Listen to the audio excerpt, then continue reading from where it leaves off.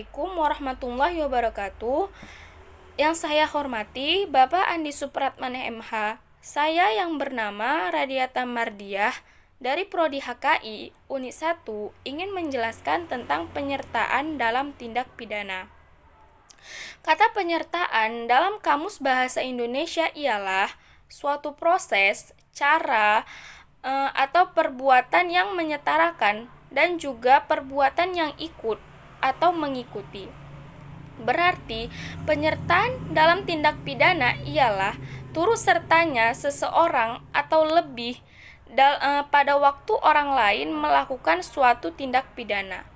Atau juga bisa dibilang penyertaan dalam tindak pidana ini dilakukan lebih dari satu orang yang saling terkait dan secara sadar mengetahuinya. Maka penyertaan dalam hukum pidana ini terdapat pada KUHP pasal 55, yaitu yang berbunyi ialah ayat pertama atau bunyi pertama ialah dipidana sebagai pelaku tindak pidana, yaitu mereka yang melakukan, menyuruh dan melakukan perbuatan tersebut, dan mereka yang memberi dan mengizinkan sesuatu dengan menyalahgunakan kekuasaan martabat mereka dengan kekerasan, ancaman, dan penyesatan, dan keterangan sengaja yang dianjurkan supaya orang lain melakukan perbuatan tersebut. Pada ayat kedua ialah terhadap penganjuran hanya perbuatan yang sengaja dianjurkan dan yang diperhitungkan beserta akibat-akibatnya. Selanjutnya ialah dalam pasal 56 yang berbunyi ialah dipidana sebagai pembantu kejahatan. Yang pertama ialah mereka yang sengaja memberi bantuan pada saat kejahatan dilakukan. Dan yang kedua ialah mereka yang sengaja memberi kesempatan, sarana, atau keterangan pada saat kejahatan dilakukan atau untuk melakukan kejahatan yang dilakukan tersebut. Selanjutnya ialah orang-orang yang terlibat dalam hal tindak pidana. Pada pasal 55 dan 56 telah dijelaskan tadi, maka dapat diambil kesimpulan yaitu bahwa pembagian golongan orang-orang yang ikut serta dan terlibat dalam hal tindak pidana itu terdapat beberapa bagian, yaitu yang pertama ialah mereka yang melakukan atau plagiar.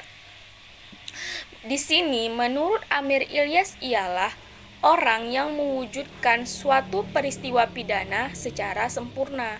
Contohnya ialah seorang penembak jitu menembak musuhnya secara sempurna, yaitu tanpa membutuhkan bantuan orang lain dan menyuruh orang lain.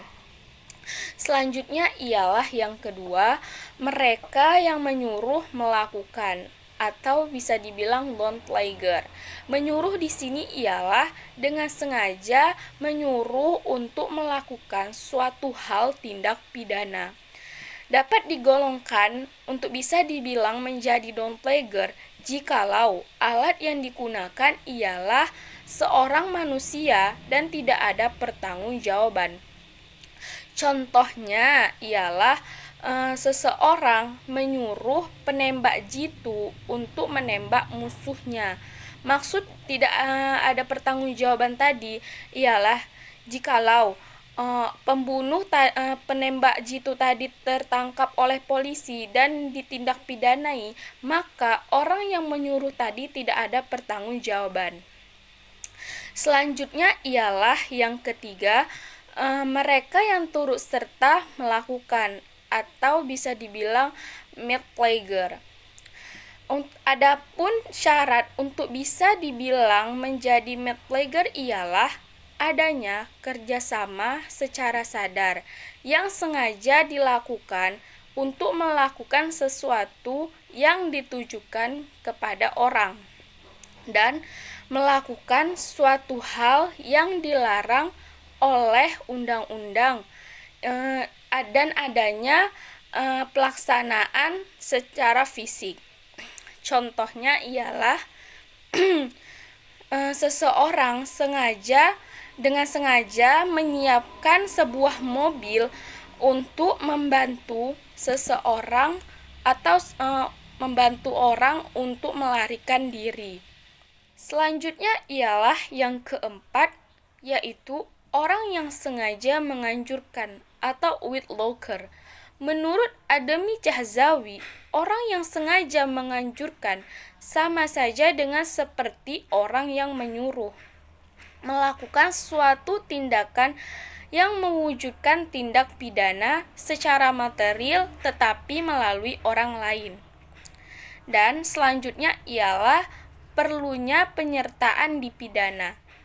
Ketentuan penyertaan yang telah dibentuk dan dimuat dalam KUHP bertujuan agar dapat dipertanggungjawabkan dan dipidananya orang-orang yang terlibat dan yang adil baik secara fisik atau objektif maupun psikis secara subjektif. Sekian penjelasan yang dapat saya berikan. Assalamualaikum warahmatullahi wabarakatuh.